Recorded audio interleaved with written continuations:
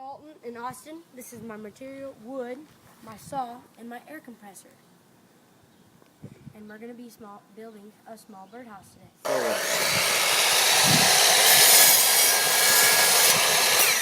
A 6-inch over. Making a straight line here to make it good, perfect. Okay. The cut of the second piece.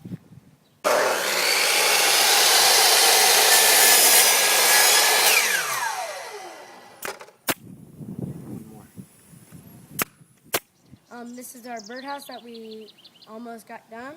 We just got to put on the roof and drill in a hole. Okay, this is our birdhouse. All we have to do is just drill the hole and see you then. This is a drill with a hole saw. I'm going to be drilling a hole in the birdhouse.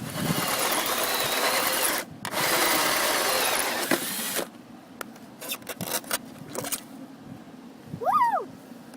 You got stuck. This is a hole that I just finished. It was hard.